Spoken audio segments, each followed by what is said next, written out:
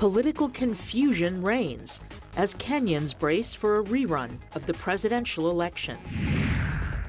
On this World Polio Day, a reminder that we're close but not there yet in ending the disease.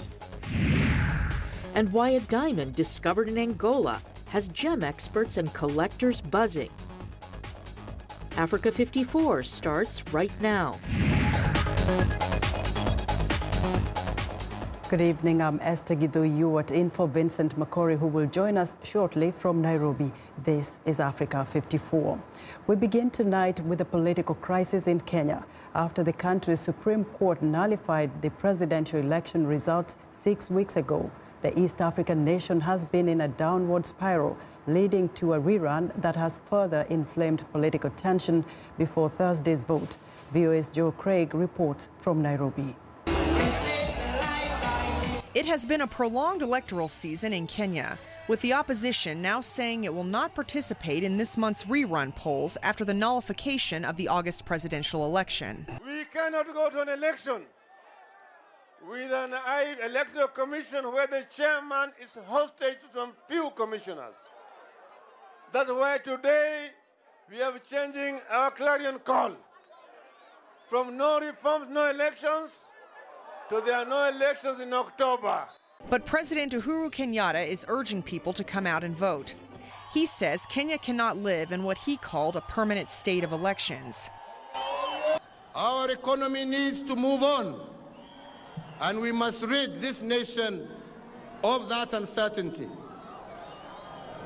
And it is indeed my appeal to every Kenyan: exercise your democratic right on the 26th of October.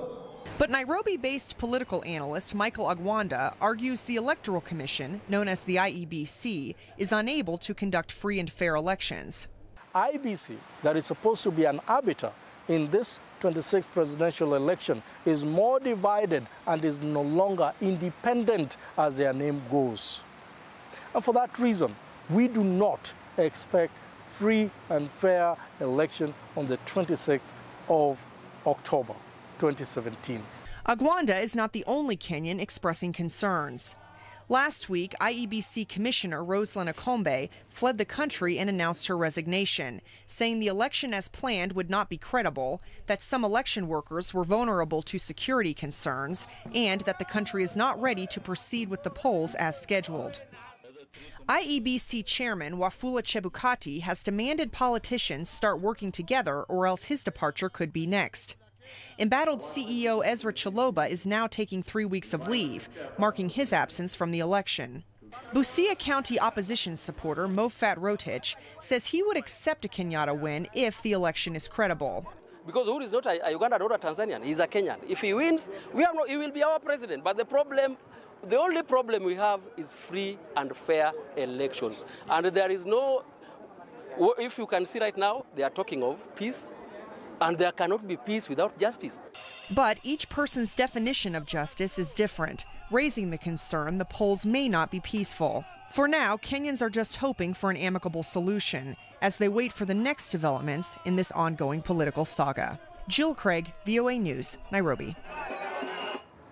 Now joining us live via Skype from Nairobi is Africa 54 Managing Editor Vincent Makori. Vincent, I understand there's some breaking news coming from Nairobi. Bring us up to speed with the latest. Yes, it's quite a number of breaking news here. The first I want to mention is that, in fact, the Chief Justice of Kenya's Supreme Court, David Maraga, has now certified a case seeking to stop Thursday's presidential poll as urgent. Three private citizens made their submissions at 6 p.m. Kenyan time on Tuesday, seeking to stop the elections on Thursday from going on. And why? They say the conditions as they are right now on the ground do not lend themselves to a credible election. The IEBC is not able to conduct a credible election under these circumstances. In fact, they cite what they say as divisions within the IEBC. They talk about intimidation of the IEBC officials, threats and pressure from politicians.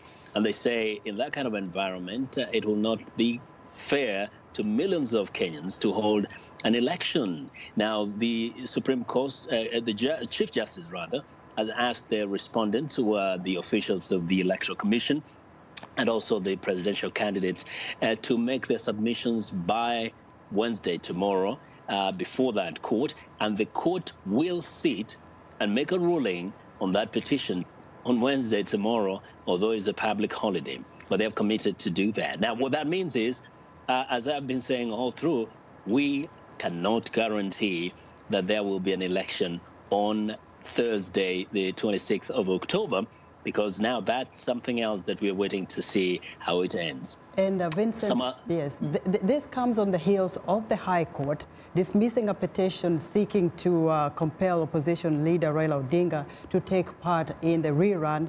And critics might say, well, the writing has been on the wall then, hearing from you about the Supreme Court Chief Justice ruling this evening. Well, everything has been in a state of confusion. Nobody knows how the Supreme Court rules and how the High Court was going to rule. Well, the High Court is saying Raila Odinga has a right not to participate in the elections. So the petitioners had wanted to compel him, and that is at the High Court level. That is not the Supreme Court ruling. Now, we don't know if they'll take it further and go to the Supreme Court to seek clarification. But then some other development. Mr. Raila Odinga has now said he is not going to call for mass protests on polling day. And that is going against what he had said earlier, including as early as this weekend. He's saying that what he has actually asked his supporters to do is to stay away, stay home, and boycott the election. What that means is that if the elections actually take place and there are no protests, then there may not be cases of confrontation between the security officials and civilians, which would, of course, be a peaceful atmosphere on Thursday instead of what has been feared as a possibility of violence. Vincent, keep your eyes on the ground and bring us up to speed tomorrow with the latest. Wow, very, very uncertain political climate in Kenya. Really uncertain. Thank you very much. Africa 54 Managing Editor Vincent Makori reporting live via Skype from Nairobi. Now, 6 years ago, South Sudan declared independence from Sudan in a peaceful vote. But soon a civil war erupted, creating a humanitarian crisis. 1/3 of South Sudan's 12 million people have either fled the country or have been internally displaced, and fighting has killed at least 50,000 people. With more on the situation in South Sudan, I'm joined in the studio by General Thomas Cirillo, a former Deputy Army Chief in President Salva Kiir's government and now the leader of the National Salvation Front. General Cirillo, welcome to Africa 54. Thank you very much. Now, I understand that you're here in the United States to talk to the U.S. officials about peace for South Sudan. What are you proposing to bring to the table and ensure peace for the South Sudanese people? Yeah, thank you very much. You're proposing to the officials here for an inclusive peace negotiations that includes all opposition parties and our civil society and others, so that by the time we agree on any peace agreement, it should be accepted by all, and we go home and we bring peace, sustainable peace to our people. Now, you were a Deputy Army Chief in Salva Kiir's government. You broke away, and the big question is, why did you break away? Of course, it's obvious for us, and many of us will still live. You know, when we fought, I was among the people who fought for the independence of the country, and our objective was to establish a nation of all, a nation that really establish a governance system that serve the people of South Sudan and make them happy and develop them. Unfortunately, the leadership of the SPLM under Salva Kiir decided to betray our people, decided to divide our communities, decided to use our communities against themselves, and this is where wars are there everywhere in the country, and they started looting the resources of our people, and therefore our people are now suffering with hunger and diseases and so forth. So with these reasons and others, we decided to leave the country to rescue the people of our country, South Sudan. But critics point to the fact that when you left Salva Kiir's government, you wanted to topple his government. But instead, when you formed an opposition party, what you've been doing is fighting other opposition factions. Is that correct? It is unfortunate we did not fight any opposition function outside the country. It is unfortunate that we have now at the moment this kind of situations down there. The issue is that some of our colleagues in the opposition will want people to follow them by force, and we are against that. As National Salvation Front, we are saying we want to establish a society, a country, a democratic society, where the voice of our people should be respected, the decision of our people should be respected. And therefore, we are against anybody, whether in the opposition or inside the country, who will want our people to follow them blindly or even by force. We're against that. So there are so many factions in the opposition. There's the Riek Machar camp. There are others, like yours and others, so many. And the question is, everyone is pointing a finger at Salva Kiir. But what are you doing as all these opposition groups trying to say, okay, we're trying to bring peace to South Sudan? Why can't you come together and have some dialogue? Because the people of South Sudan are the ones really suffering. The country has gone down. It's pitiful. It's very tragic. You're right. We're working very hard at the moment. Since I came out, remember, I was not the first person who came out, left the country. There was colleagues who left us and came out of the country. We followed and we formed our organization, and we think that our unity of the opposition is paramount, is very important, and therefore we are now working very hard. We met recently in Kenya. Our opposition parties, they met, and we are putting down foundation for us to work together under any umbrella. Let me ask you, General, because we see all these thousands of South Sudanese people fleeing to other countries. Some are in Uganda, some in Kenya, some even in Ethiopia. Has any one of your groups, the opposition groups, gone to visit those people in the camps to hear what their stories are, what their expectations are? Of course, maybe in my case and maybe others, we personally, as leaders, we did not go to these camps. We have our committees, we have our members of the movement that are there, visiting our people, encouraging them and giving them hope. But of course, security situation may not even allow us to go anywhere. But you are ready to go and see them wherever they are. And your critics also say that you in person is actually not a national leader. Even if you're in the opposition, you are more of a regional leader, more of an equatorial regional leader. Is that correct? It's not correct. This is mere propaganda. People know us. It is not the first time for me to fight for the people of South Sudan and our land. I've been there for our people. I've been sacrificing my life from my young age. I've been for South Sudanese. I'm not for Equatoria or Apanairo Barghazal. We are for the people of South Sudan, and we die for them and we'll struggle for them. Well, let's hope there will be peace, and very, very soon, for the people of South Sudan. That is our hope. Thank you, General, for talking to us. Yeah, thank you very much. General Thomas Cirillo is the leader of the South Sudan's National Salvation Front opposition party. Now, the U.S. ambassador to the United Nations, Nikki Haley, will be in South Sudan Wednesday. Ambassador Haley is the first top diplomat from President Trump's administration to visit the country. She is expected to meet with President Salva Kiir in Juba and also visit the Juba Teaching Hospital and the largest United Nations camp hosting thousands of internally displaced persons. Speaking in Ethiopia Monday, Haley expressed her concern about the humanitarian situation facing the South Sudanese people, saying, quote, "We have to see peace in South Sudan. We have to see that women are being taken care of. We can't see any more deaths. We can't see any more famine." Haley is also scheduled to visit the Democratic Republic of Congo. Now, Ugandan legislators have each pocketed 29 million Ugandan shillings, an equivalent of $8,000 as a payout for consultations on legislation to extend President Yoweri Museveni's 31-year rule. The monetary reward was announced on Tuesday by a parliamentary spokesman. Opposition members of parliament have denounced the move, calling it a bribe.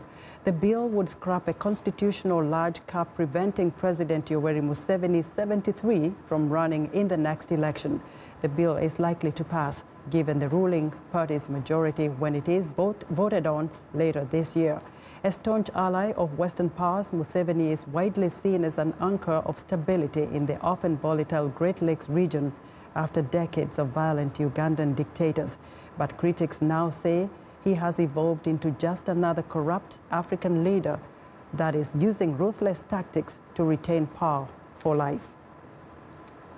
Sierra Leone's Peace Diamond is set to be auctioned in New York in December, and its proceeds will benefit the people of West Africa.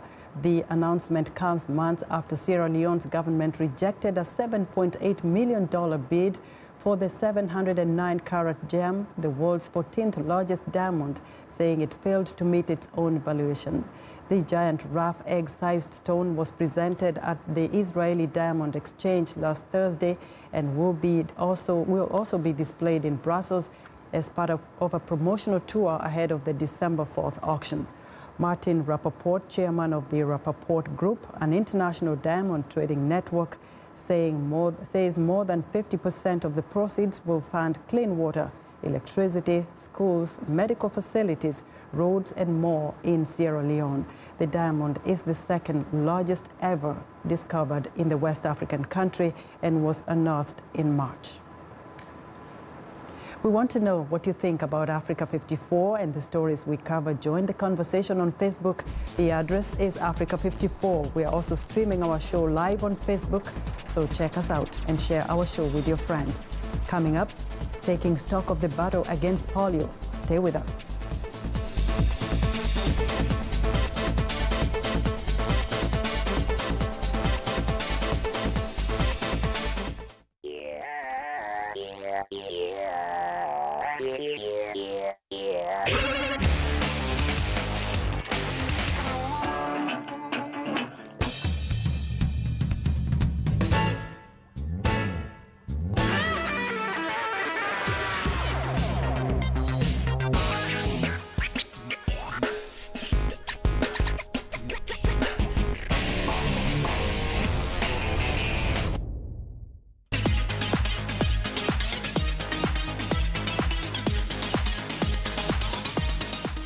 It's time now for our health report, and joining us now is Africa 54 health correspondent Leone Mudiu with the latest news on polio. Hello, Leone. Hello, thanks, Esther. Well, nearly 30 years ago, 1,000 children a day were paralyzed by the polio virus. So far this year, 11 children have been diagnosed with wild polio, thanks to a global effort to wipe out the virus. The effort has produced amazing results, but as VOA's Carol Pearson reports, those behind it say it's not time yet to celebrate. There are only 2 places in the entire world where children have caught polio this year: Afghanistan and Pakistan. The worldwide effort to end this disease is massive, according to Carol Pandak of Rotary International. Hundreds of thousands of frontline healthcare workers who are out there, every day immunizing children in urban areas, in remote areas, in all sorts of settings. Rotary International was the first organization to promote the global effort to end polio. At one time, in some countries, health workers risked their lives to immunize the children. Pandak says that is no longer the case. What we found to be very successful is to use people from the communities, or not use them, but employ them to be the ones that are approaching families for vaccination, because these people are trusted within the community, they're known to the community, and that seems to have really helped to alleviate some of those issues around safety for vaccinators. The challenge now is to get to 0 cases and to maintain that level for at least 3 years. We need to maintain a strong surveillance to make sure we detect every single case, and then the community react to every single case that appear. So the strength of that surveillance is a critical element for reaching the final end for polio. Getting to the end is actually the hardest part of the campaign. Governments and organizations have to keep up their commitment. Otherwise, the virus can continue to spread. We must remain vigilant and focused till we're absolutely certain that the last case has been found and that we have got everybody protected. That's why the theme of this year's World Polio Day is We're Not Done Yet. Carol Pearson, VOA News, Washington. Now, a deadly outbreak of the plague is wreaking havoc on the African island of Madagascar. The World Health Organization says the disease, also known as Black Death, has killed 94 people on the island and could spread further. The WHO says the outbreak that has caused over 1,100 suspected cases since August is especially worrying because it started earlier in the season than usual. It has hit towns rather than rural areas, and it is mainly causing pneumonic plague, the worst deadly form of the disease. The outbreak already looks big when compared with over 3,200 cases and 584 deaths reported worldwide from 2010 to 2015. The WHO's Africa Emergencies Director, Ibrahima Sousefal, says the organization is racing to stop the plague outbreak. This can be controlled relatively quickly if, we manage to improve the contact tracing as we are doing right now. So with the teams who are already used to contact tracing and putting all contact under antibiotic prophylaxis, we can prevent the disease. This is the difference between this type of outbreak and Ebola or Marburg, where we don't have antibiotic to prevent it. So I'm confident that with the strong team we have on ground, combined with more partners coming on, is the community health workers, we'll be able to revert very quickly the trend.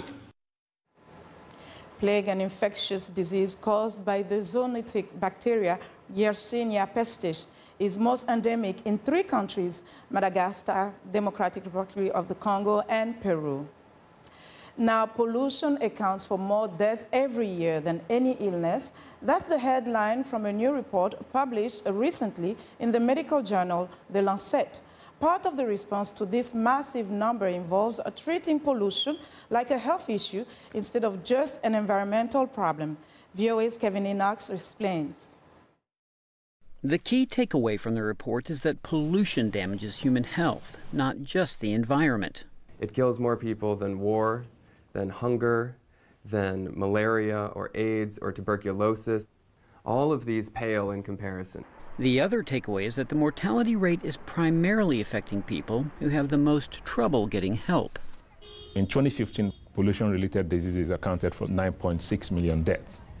92% of that burden is in low and middle-income countries. That is big for us. It's big in terms of the distribution of the problem. To put it in plain speak, the distribution is unfair. The researchers say our brains are making pollution harder to fight. Human beings are wired to respond to immediate threats. Infectious diseases like Zika, like dengue, that make people quickly and obviously sick really get the public attention. By contrast, non-communicable diseases, chronic diseases that are caused by pollution, learning disabilities, cancer, chronic lung disease, take years to play out. The connection between cause and effect is not visible, and people put it in the back of their mind. So the report tries to break down the problem into smaller parts. There's air pollution, water pollution, soil, or workplace issues. Within each of those categories, there tend to be the same kind of problems that show up again and again and again. And this is how we should look at pollution. Like the pervasive air pollution in India and China. India has become vastly more dangerous over the last 20 years because of the air pollution. Dangerous in a way that we've really never seen on the planet. In other places, it's ground pollution by lead and hazardous waste that sticks around for years. Soil pollution toxicants don't break down, they stay in the soil and can continue to poison people for generations. Everyone involved says things are getting better, but also that a lot of damage has already been done. No matter where you go, parents never want to see their kids getting poisoned. A kid who has brain damage from lead poisoning is never going to have the full potential of his life.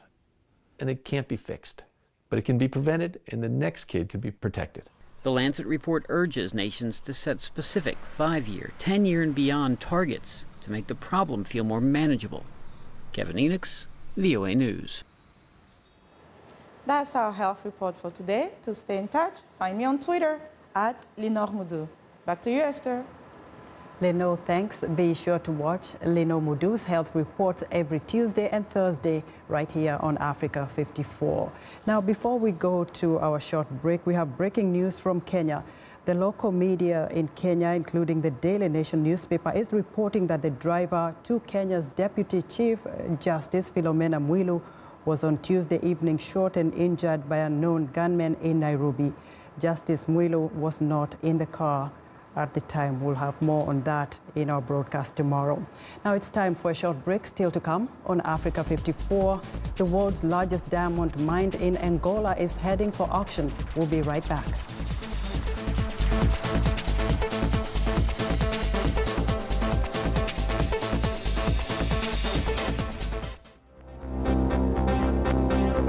If you've just joined us, I'm Mariama Diallo, and here is a quick recap of today's headlines. In Kenya, opposition leader Raila Odinga has pulled out of the repeat election, citing insufficient reforms and calling for protests and a boycott. We stay in Kenya, where police tear gassed opposition protesters while tensions escalate in Nairobi. Zimbabweans react to the World Health Organization's decision to reverse the appointment of President Robert Mugabe as a goodwill ambassador amid widespread uproar. In Niger, U.S. military will continue to pursue assisting local forces despite the attack that killed 4 American soldiers. That's all for today. Thanks for watching. We'll see you next time.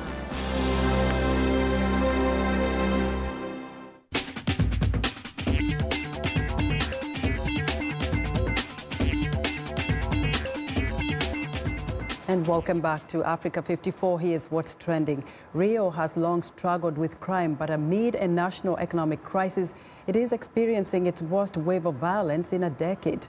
Gun battles between drug gangs for control of sales or between dealers and the police are now so frequent that 2 cell phone apps have been created to guide citizens and help them stay away from the places where shootings are taking place.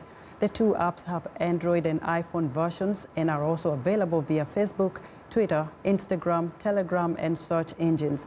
One app's main page is a list of ongoing daily shootouts and a map of locating the occurrences. The other app reveals the data on each shooting date, place, and casualties. And finally, this 163.41 carat diamond is claimed to be the largest of its type ever to come to auction.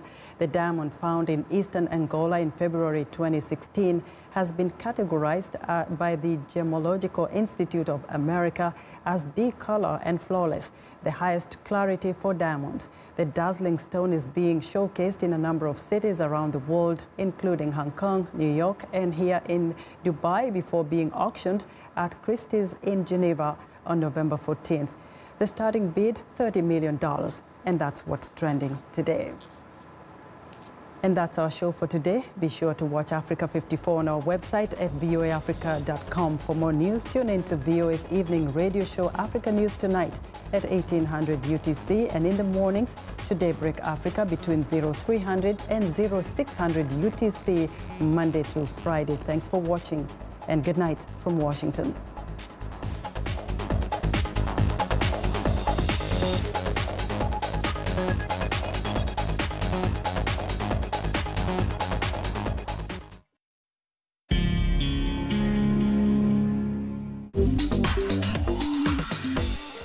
Welcome to English in a Minute. Most people enjoy listening to music. But is this expression actually about songs and tunes? Music to my ears. Jonathan, I cannot believe we have to work over the weekend. Did you not hear the news? The meeting for the project got canceled. No work this weekend after all. Awesome! That is music to